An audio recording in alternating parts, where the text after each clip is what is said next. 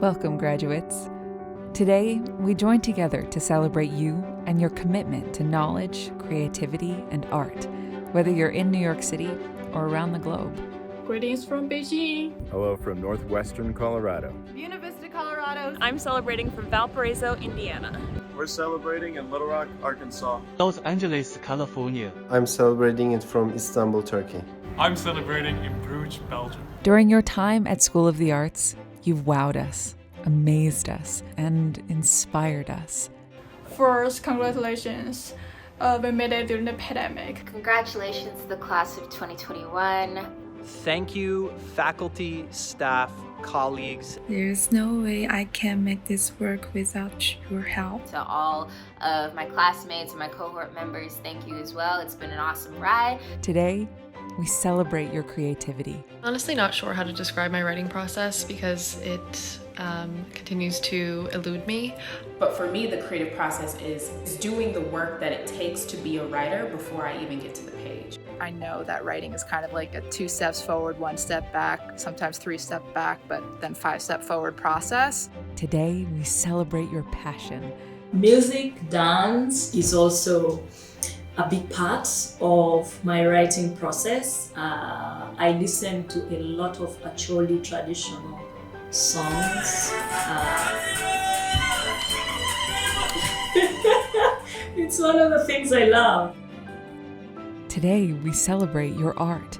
I work in painting and sculpture and installation. And for the boiler, I will also be undertaking a multi-part painting sculpture project. And today, we know that as you turn the page to the next chapter in your journey, the world and society will be better as a result of your contributions. To me, being an artist means making an attempt to make what is sacred and what is holy, what is seemingly inconceivable and untouchable, touchable. My message for the graduating class of 2021 is to not give up. I hope that the art we create can rebuild and inspire and rejuvenate our communities. There is only the ascent. There is only the process. Always find joy in the creative process, even when it's hard.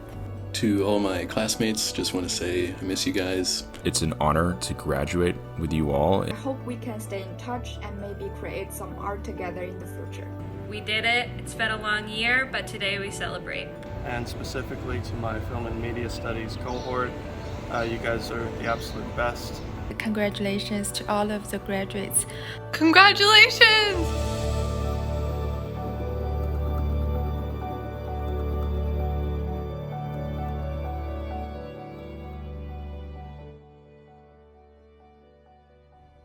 I'm Carol Becker, Professor of the Arts and Dean of Columbia University School of the Arts. Welcome to our graduating class of 2021, to parents, family, friends, faculty, and staff, and to our guest speaker, the incredible writer and alumnus of the School of the Arts, Akhtar. This is a unique graduation at an extraordinarily complex, painful, but also hopeful moment. We are sorry that we are not able to be in person on campus, but we are also very grateful for the epidemiologists, doctors, and other scientists at Columbia who have kept us safe. We are also grateful for the technology that allows us to be separate but together. Some of you have lost family, friends, and colleagues to this pandemic. Everyone's life and psyche has been affected in some profound way, and it is difficult for anyone to feel whole when the body is under siege and must be isolated from others to protect itself. Because our coming together as humans brings us great comfort and reinforces our humanity, we have all greatly missed that possibility.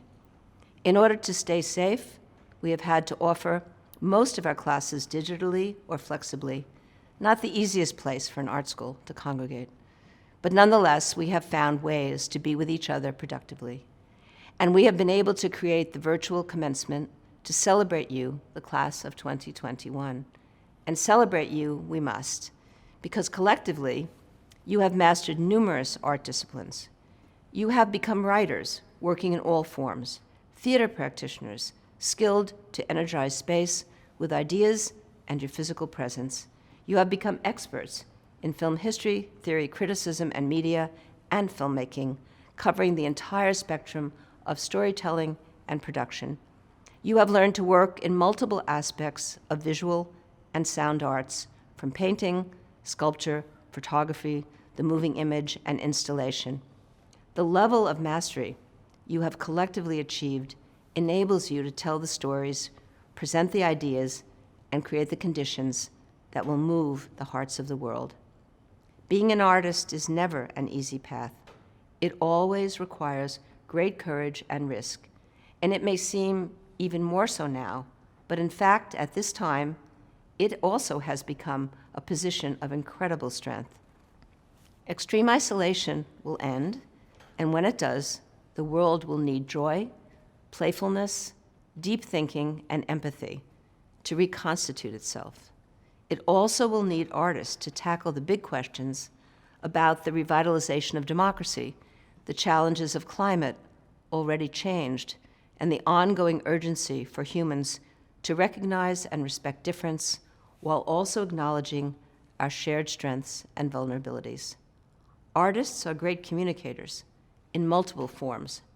They can make the personal collective, the tragic meaningful, the potential visible, all while actualizing the imagination to bring a world into being that does not as yet exist.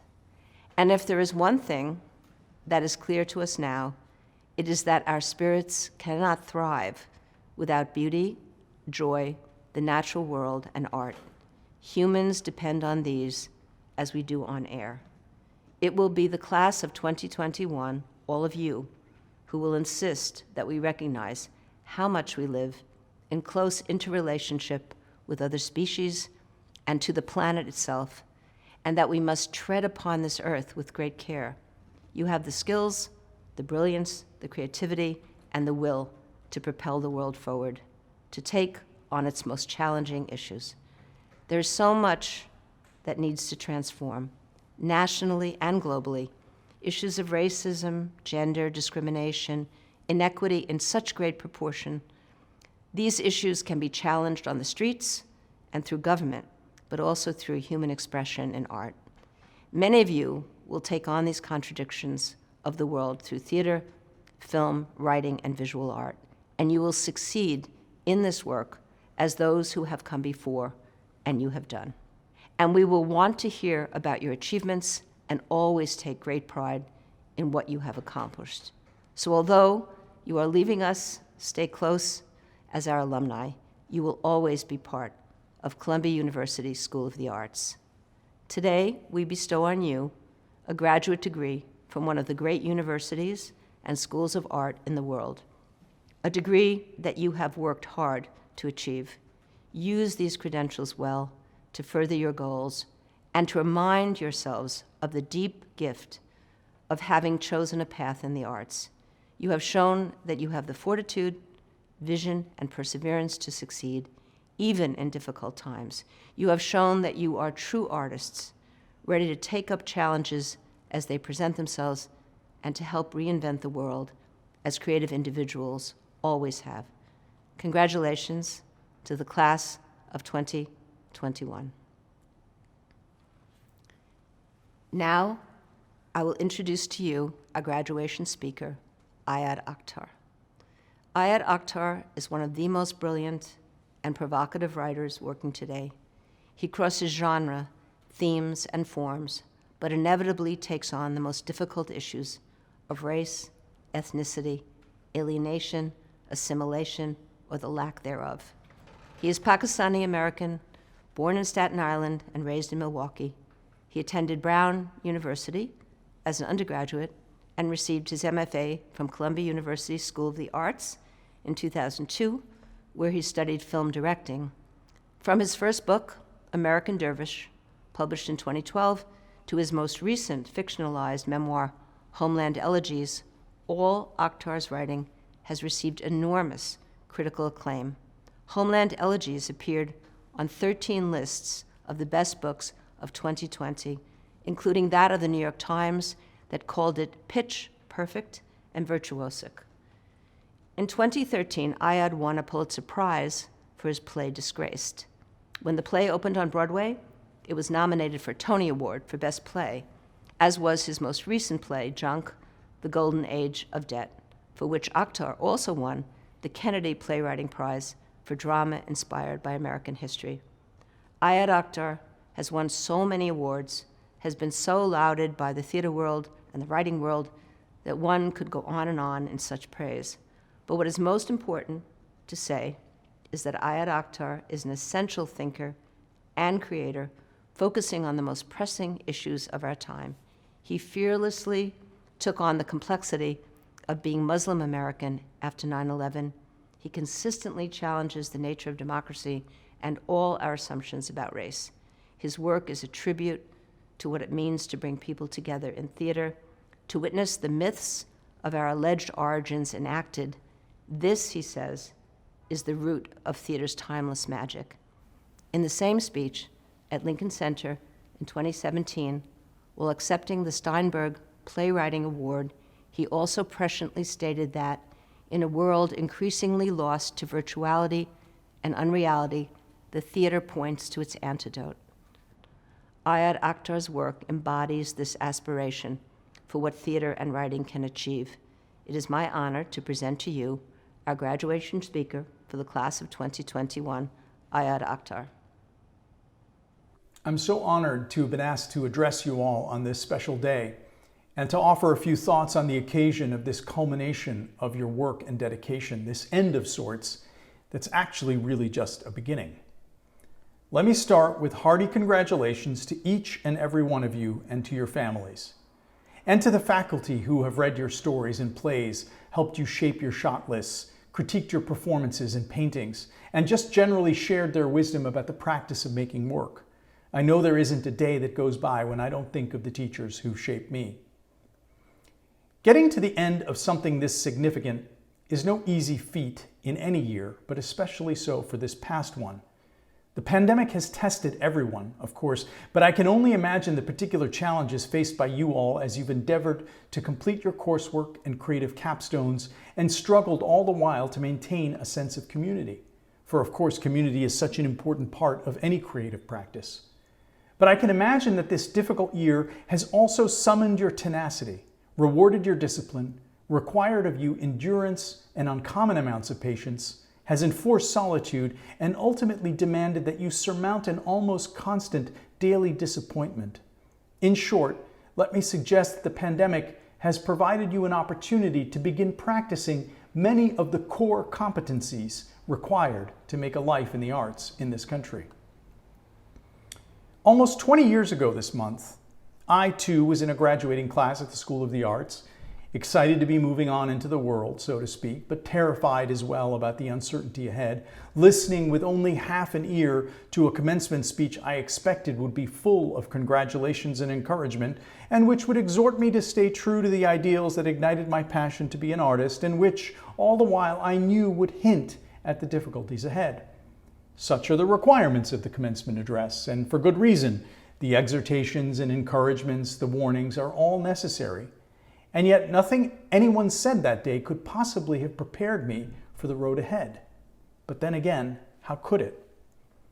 In thinking about what I could possibly say today, I kept coming back to thoughts best expressed through the personal lens of my own experience. A few notes from the field, if you will. In particular, I'd like to take some time to talk about what's been a defining struggle for me, both in terms of its difficulty, but also in what it's given me and how it's shaped my work. The defining struggle I'm talking about is that of finding my way through the marketplace. Polish-British novelist Joseph Conrad once wrote, "The artist appeals to that part of our being which is a gift and not an acquisition, and therefore more permanently enduring." Conrad puts the familiar polarity well. On the one hand, the implication that there is an inner life to art, and that fundamentally what is important to us about it is not what we can have, but rather something bestowed, and which moves us or revives us or enlightens us or encourages us, not because of the price we've paid for it, but because of something unquantifiable and immaterial about the experience that it offers, something spiritual, if you will. To this inner dimension, Conrad opposes the implication of there being an outer life to art, a work to be hailed, possession to be coveted, an acquisition to be made, the commodity or the product, the marketed thing whose value ultimately is defined by its price. Of course, we all know both are part of an artist's life. Without the product, you can't make a living. Without the spirit of the gift, you can't make art. How to be in the world, but not of it. How to speak to one's time, but beyond it as well. How to give to Caesar what is Caesar's, and to God what is God's. It's a tension as old as society itself, and certainly not limited to the life of the artist. But the havoc this tension can wreak in an artist's life is considerable. When I was 15, I had a high school teacher who changed my life. Her name was Diane Dörfler, and she taught a course in world literature that had a reputation for changing kids' lives. In the course of 2 semesters, we covered Chaucer to Proust, and I was never the same again. And it wasn't just the printed page. She introduced us to painters like Francis Bacon, directors like Ariane Mnouchkine, actors like Anna Magnani, and filmmakers like Rainer Werner Fassbinder. When she taught, she summoned a kind of attention, provoked a kind of awareness I'd never experienced in another class. It filled me with a sense of purpose and meaning, which was also a first for me. She was truly a remarkable person who emanated an effortless brilliance and knowing warmth, a presence that could only make you wonder where it came from. And in class after class, the message was that it came from a life lived in the presence of art. Days and years spent in inquiry, in the pursuit of the essential and enduring, in a steady commitment to revealing the real. It was in Miss Dörfler's class that I fell in love with literature, and it was in her office that I decided one day I was going to become a writer. She warned me it wasn't going to be easy. There was another consequence of those class hours spent experiencing Miss Dörfler's intoxicating and clarifying passion. It was the desire to write the kinds of books and plays she loved so much and that she was teaching us to love. The novels of Camus and Kafka, the plays of Beckett and Carol Churchill, the films of the French New Wave. Works that, to recall Conrad's quote, appealed to a part of me seeking something more substantial than mere acquisition. Indeed, for almost a decade and a half that followed, and through much of my time at the School of the Arts, I couldn't seem to square the kind of work that Miss Dörfler had used to open up the world for me, to square that kind of rich, complex work with the demands of a marketplace that treated stories like commodities merely to be bought and sold. Indeed, it was in the business of film class with Columbia's own Ira Deutschman that I understood something essential about the film industry. Most of the films getting made were ones marketing departments understood how to sell before they'd even been written. And so I began my career in the real world as an artist, armed with little more than my MFA and my passion for the work that inspired me, but also with a dawning awareness that the gap between my passions and the marketplace's demands was going to be a painful and running theme in the years ahead. It was rough going for a while. I attempted to ply my new trade and at the same time hide my contempt for the marketplace where I was seeking my living. Not a very promising combination. And it wasn't until I found myself in the daily company of a group of more experienced artists managing this difficult tension differently than I was that I started to understand something important about myself. I knew the kind of work I loved, but I didn't yet know what kind of work I could really make. It was on a screenwriting job that I had a pivotal realization. I'd done a few drafts and I kept getting a note from the producers about an important part of the story. I felt I was being browbeaten into addressing an idea they had, which I thought was silly, beneath me and beneath the audience. But their threat to fire me from the job, depriving me of a very needed paycheck, led me finally to give it a try. Somehow to attempt to make the producer's note make sense to me inside this story. You can imagine my surprise when I emerged on the other side of this struggle with something that seemed like the best writing I had done to that point. The producer's reaction was enthusiastic, and I had to admit to myself I'd never written anything that had felt so immediately engaging both to myself and to others. That was the day I just started, to understand that the marketplace might only be an enemy to the extent that I refused to engage with it. The years that followed were littered with unproduced screenplays, abandoned stories, rejected novels, unfinished plays. Each was a tale of a particular failure to navigate some animating idea or personal passion with what, for lack of a better word, I'm calling the marketplace. But what I discovered in failing so many times was that I seemed to be getting better at something, at telling stories that felt more and more immediate, that needed less explanation, less context, less of me. In short, the pressure of the marketplace was forcing me to focus on something more universal than myself. The flow of a story, it turned out, had a structural logic to it that I could understand and learn more about, get better at. I was coming to understand for the first time, really, the power of dramatic craft, the art of ensnaring a reader's attention, the practice of absorbing an audience, and making that a cardinal tenet. And yet, progress came slowly.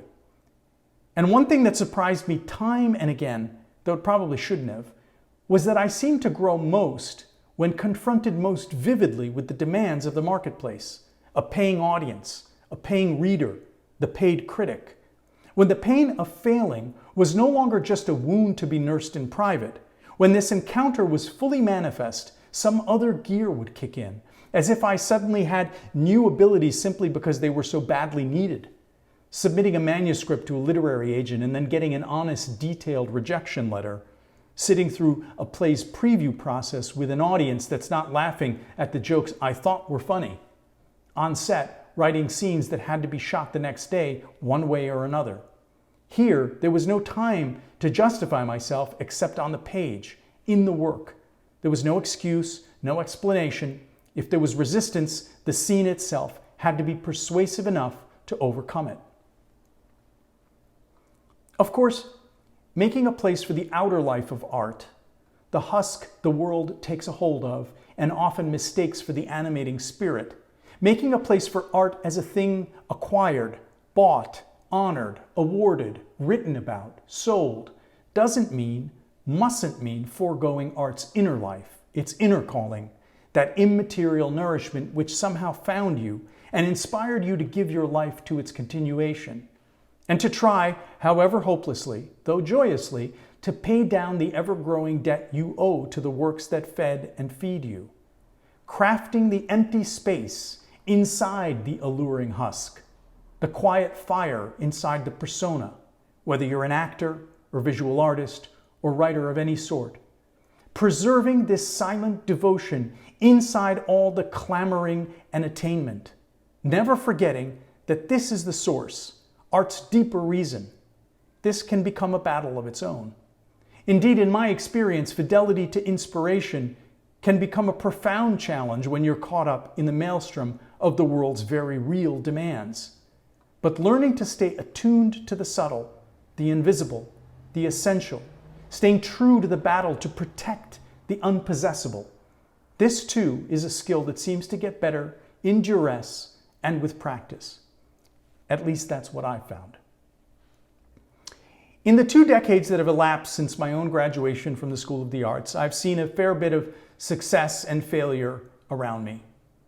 If there's something dominant to what I've seen, a dominant strand, if you will, it has something to do with desire and attrition.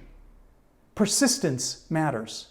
In fact, persistence is really the thing that seems to matter the most, but it's a certain kind of persistence, one in which the immediacy, the purity of the motivating desire hasn't been harmed, or that the harms to this desire have only sharpened it, transformed it into a deeper will to keep going, to keep preparing for the moment when luck intervenes.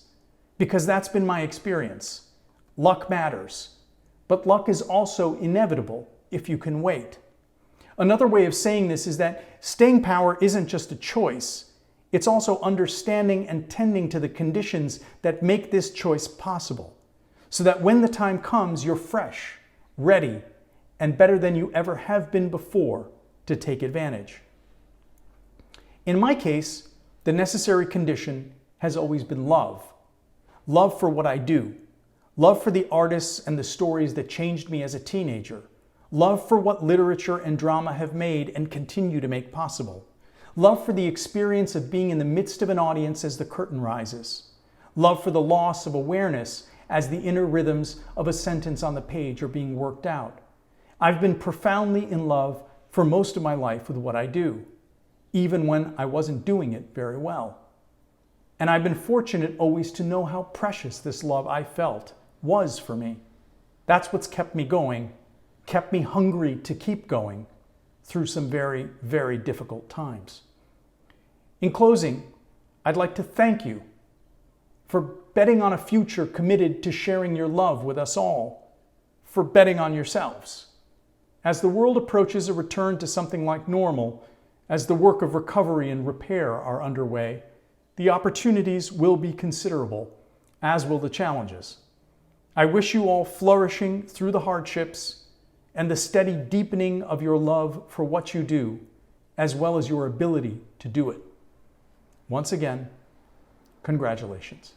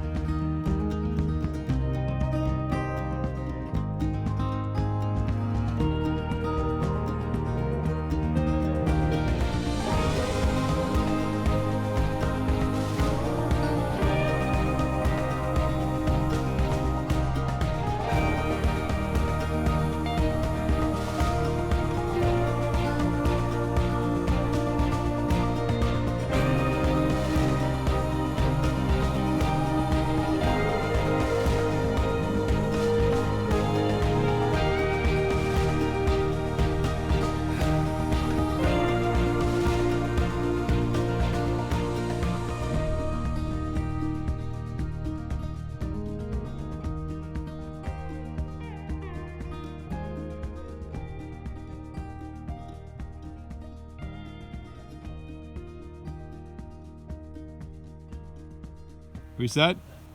Action. Bird.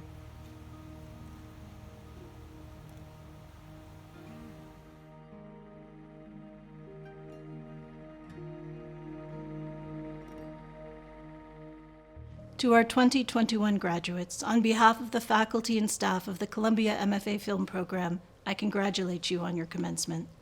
To the families, friends, and partners who have stood by you throughout your journey, I extend my gratitude. No artist works alone, and home, in all the myriad forms it takes, remains the heart of any story. So friends and family, I thank you for what you have given these emerging artists and for what they in turn have given us.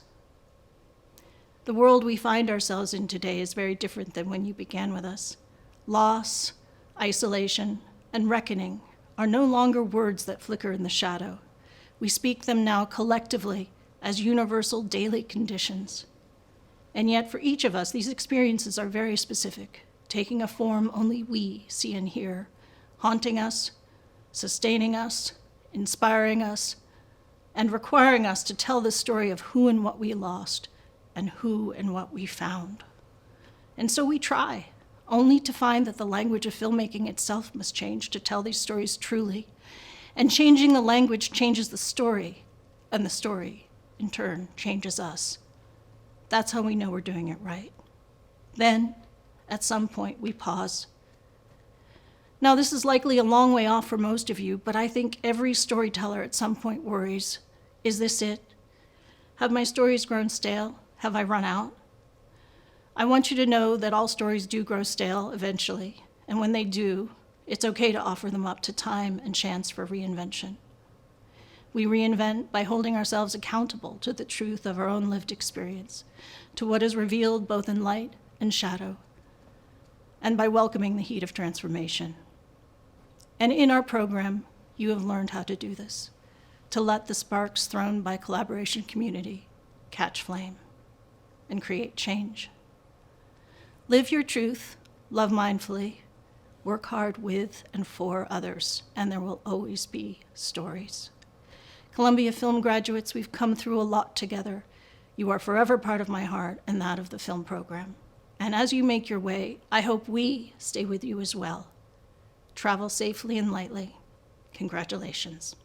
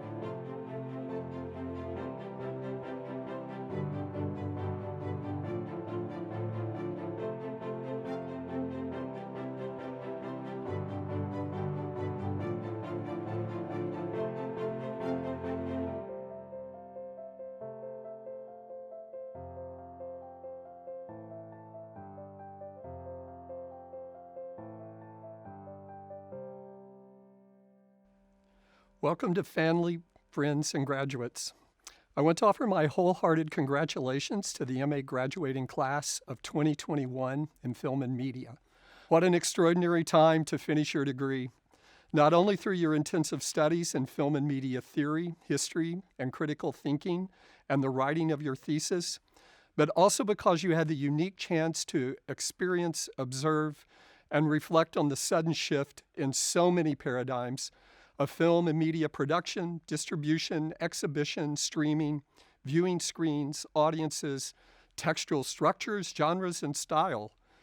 You were here for the creation of a new language, from social distancing, pause, lockdown, transmission, and super spreader to Zoom bombing, Zoom cocktails, webinar, hybrid teaching and events, the virtual grid, doom scrolling, and so much more. You have experienced a seismic academic shift while working on your MA, unlike any other class in my experience. From what was seen as normal in February 2020, in-person seminars, lectures, events, film screenings, restaurants, coffee shops, subway rides, museums, plays, to a new experience of space and time, isolated in your living situation and locked before a computer screen, cut off from coffee chats, classes, the library, and archives. I'm sure many of you sat in disbelief, contemplating what was going on and thinking about the future. But then you all pulled yourself together and managed to finish your coursework in spring 2020 and to develop, research, discuss, and complete your thesis project online. That you completed your thesis under these circumstances and did it so well is a stunning achievement. Congratulations. We are still in this 100-degree turn from March 2020. In this congratulatory message, I speak to you not in person, but in an empty Linfest Film Auditorium with no one here but the technicians.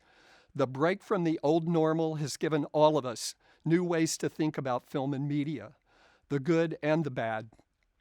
The world has been on pause, and now it is emerging, but into what? Whatever you do in your future work and scholarship, in your critical thinking, I hope you do your part to create a better world out of this experience. I'm not thinking only of film and media, but your passionate engagement with the world. I'm also thinking of the interdisciplinary vision you will bring to life and work from your pandemic experience and scholarship. You are positioned now to think creatively about new technologies, media structures and aesthetics, affects, hybridities, play and leisure, media infrastructures, and the change in how we think about the local, national, global.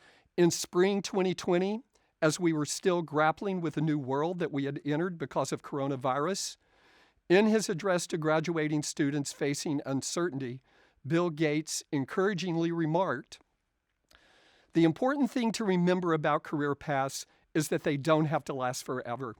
And when I was in my 20s, I thought I'd always work in software.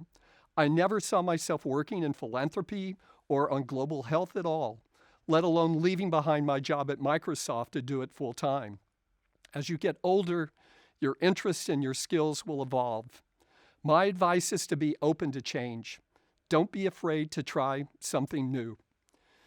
To add one more inspirational 2020 commencement note from musician and singer Mary J. Blige, "We had to slow down to receive this amazing gift and blessing called more time. Time was flying, but not anymore. This is what was needed to prepare us for the future." We look at our space as friends, family, communities, alliances, and media differently since March 2020. You were slowed down, sometimes struggled, but you continued and turned in an amazing set of final thesis papers. Your virtual presence here today is a testament to that. You, the class of 2021, will be defined by how you responded to and performed during the pandemic and moved on. As you take on new challenges, whether work or more school, I can't wait to see what you make of your Columbia experience.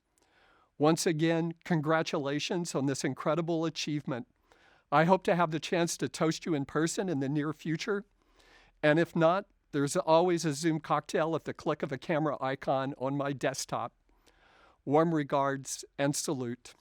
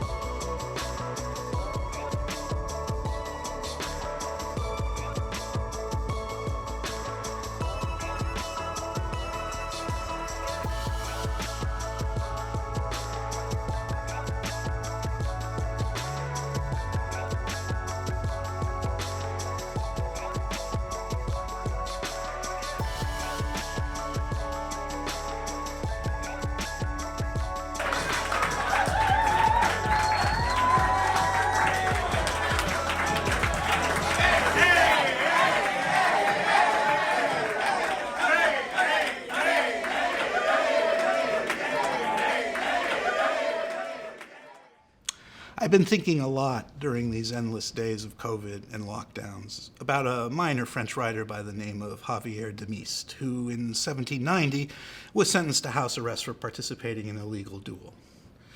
He was kept in the confinement of his home for 42 days. I know, 42 days sounds like nothing to us veterans of COVID who've spent an entire year in our own kind of self-imposed house arrest. But the result of his enforced domestic incarceration led to a beautiful and much neglected little book called Voyage Around My Room. It's a work that has much to tell us about how to survive the great indoors, and perhaps even more importantly, how to brace ourselves for a full return to the world as we once knew it. De Mist begins with the measurements of his tiny room. He tells us it forms a rectangle that is about 36 paces around. But his voyage will encompass a great deal more than this. He promises to walk across it lengthwise and breadthwise and diagonally too, following no rule or method. I shall zigzag, he declares, going this way and that, and follow every line possible in geometry if necessary. The same will be true of his mind, which will roam freely from memory to fantasy. I think it's fair to say that many of us over this past year have followed in his literal and mental footsteps. This has led, in many cases, to a sense of a series of revelations that runs the gamut from the sublime to the ridiculous. In the realm of the ridiculous, it's made me come to question how many different pairs of pants I actually need. Conversely, in terms of the sublime, it's reminded me about the key ingredients of my particular profession, presence and liveness. I've gained a much deeper appreciation of these two fundamental experiences by having momentarily lost both of them. But as meaningful as all this might be, none of these revelations can ever replace our fundamental need for sky, air, and others.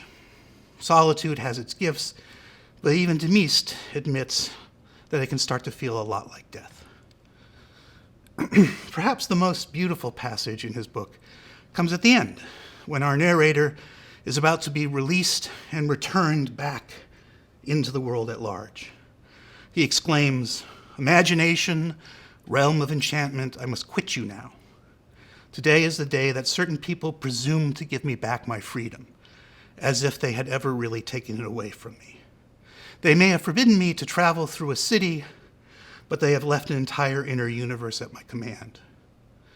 So today is the day of my freedom, or rather, the day that I shall put my shackles back on. The yoke of worldly matters will rain heavily on me once again.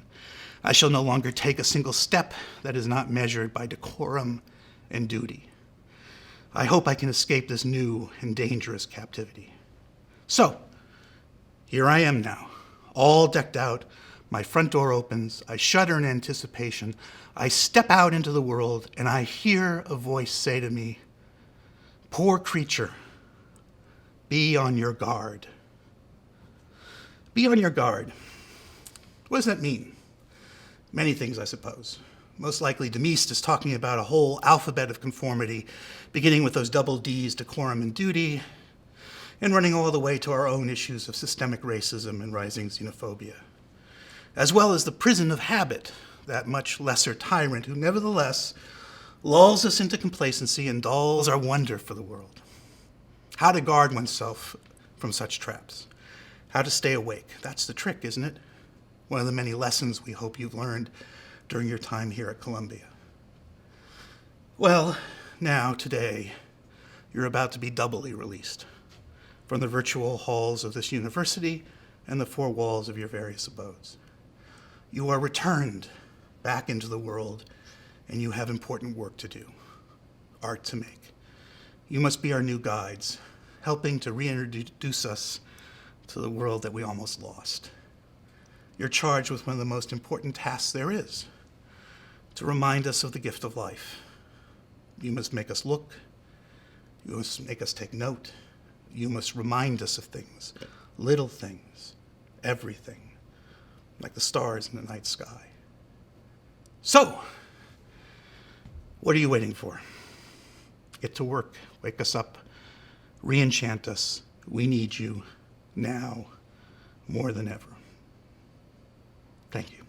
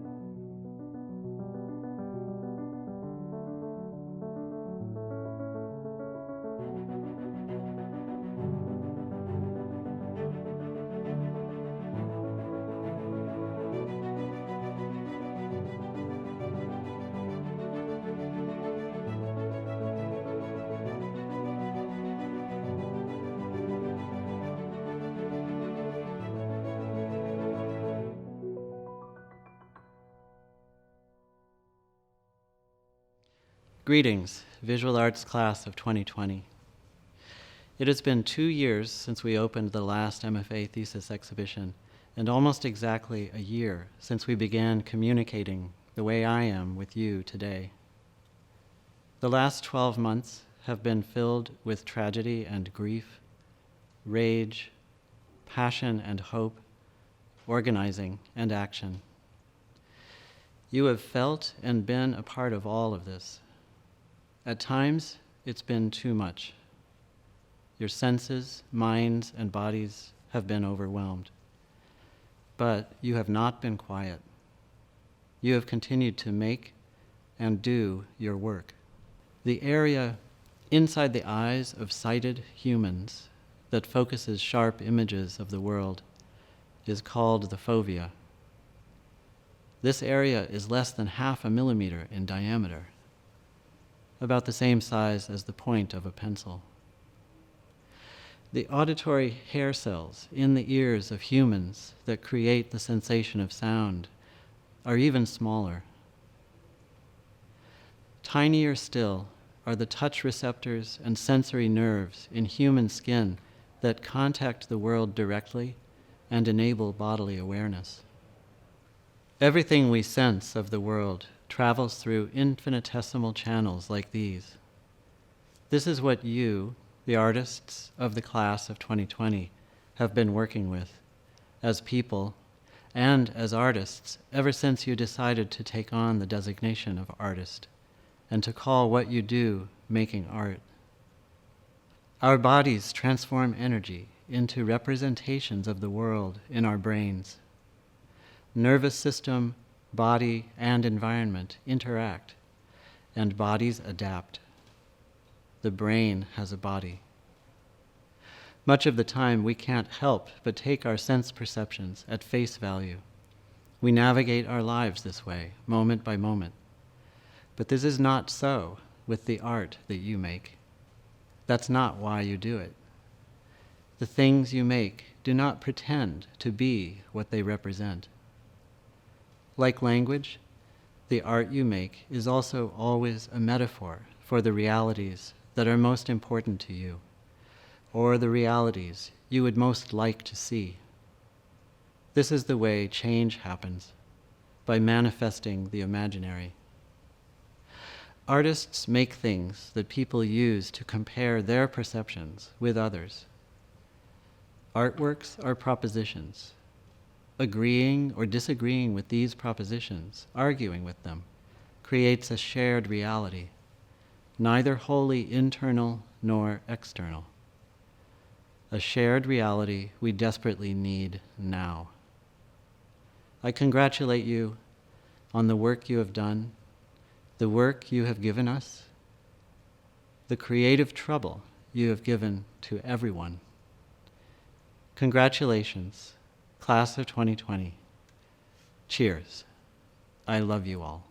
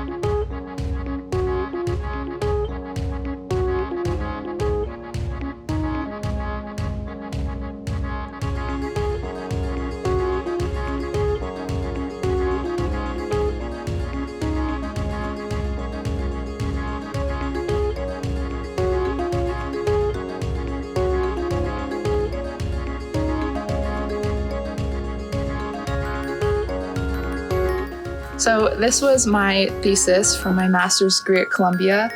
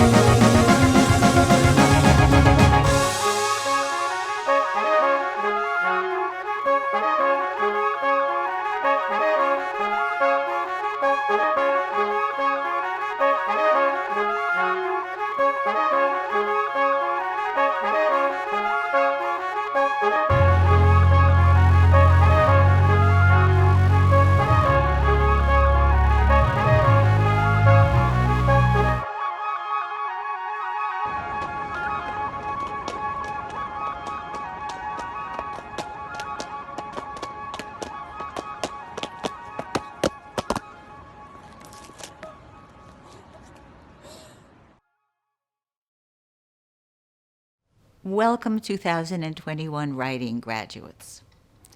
It's probably impossible, even in the tradition of gladsome graduation speeches, to portray the last year of your lives as anything but a huge trial.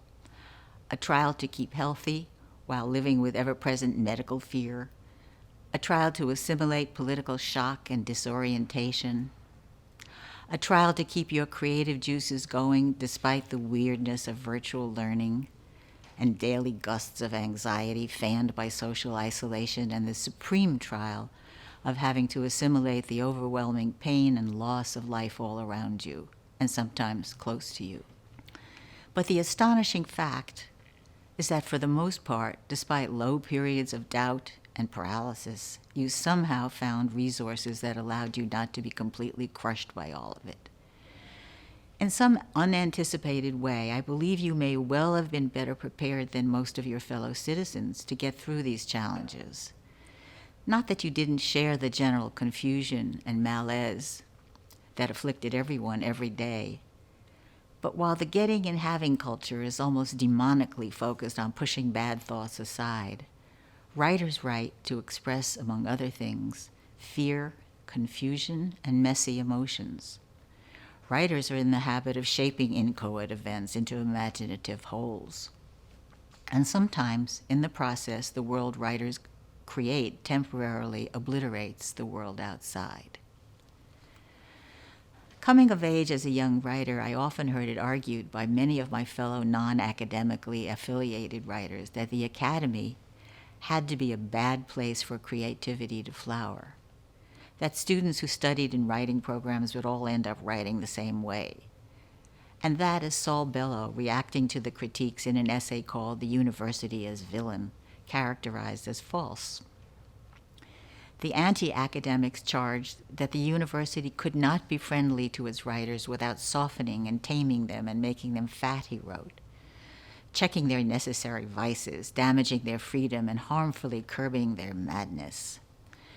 Bellow's answer to this once fairly widely held idealization of the unfettered writing life was that he had seen full-blown lunatics in universities too, and as for the vices, they may be found on the campus no less than on the Bowery. But there's a false opposition here, partly based on an outdated romantic view of the writing life. Some writers, young or old, flourish in the world outside the university and some inside it.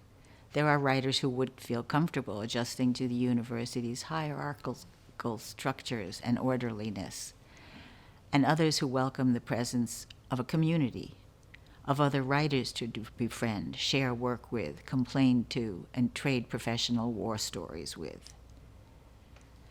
Even with the constraints of online protocols, I believe it was, in no small part, your ongoing capacity to find kindred spirits among your fellow students to express your disappointments to, and to continue the conversations begun in class with, that helped carry you through the year.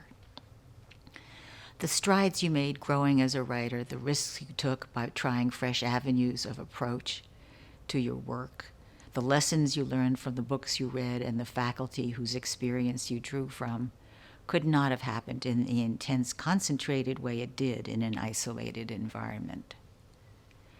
And I think most of you found that nothing you learned diminished your individuality. On the contrary, most of you discovered ways of allowing a clearer version of your voice to emerge. What you and every writer in our time comes up against is that the sureties of earlier ages, the familial and village sureties that guided Jane Austen, and even the modernist confidence in self, are no longer available as absolute anchors. What seems to be left to you is flux, noise, and dislocation. The center is not only not holding, it seems entirely to have checked out and gone to some witness protection plan. What is left for you, then, is the very voice and singular vision that belongs to you alone, which, as John Updike once pointed out, is a little like handwriting. It comes out to be you, no matter what you do. So Godspeed to you and to your voice wherever it may take you. Congratulations.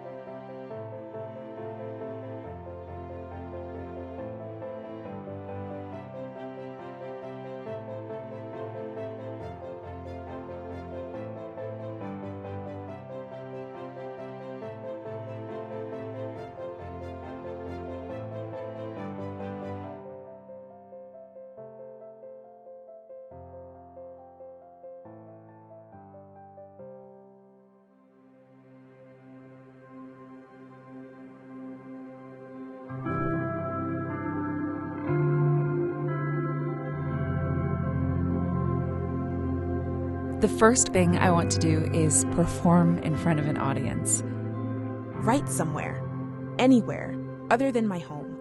I'm looking forward to multi-hour coffee dates with fellow writers. Go to the movie theaters. Put a down payment on a house. I just want to see people singing and dancing. I hope to take a long trip along the islands of the Pacific Northwest and research for my next writing project. And hide out at my grandma's house when I don't want to do my own cooking. I'll be traveling to the big island of Hawaii to complete a travelogue. I'd like to take a good long stare at a horizon somewhere. I am so excited to go to a residency in a few months. I hope the world continues to appreciate art and celebrate literary voices from all backgrounds. I want to make films that would bring hope to others. My hope is that the social changes we've seen happen in the past year will stick. The first thing I'll do after the pandemic is probably the same thing I'm doing now. Writing. In 5 years, I hope to be making movies that scare, thrill, and galvanize. In 5 years, I see myself hopefully on the cusp of publishing my first book. I see myself as a teacher, in the midst of obtaining my PhD. My hope is to produce my plays on Broadway. I see myself with a full-time music career touring all over the country. I see myself holding in my hands 2 books I've written. In 25 years? I hope I can be a professor in a university. I'd like to have my own production company. I'd like to be happy, no matter where I am or what I'm doing. And, of course, I will be writing. In 25 years? Who knows? And that's the beauty. And that's the beauty.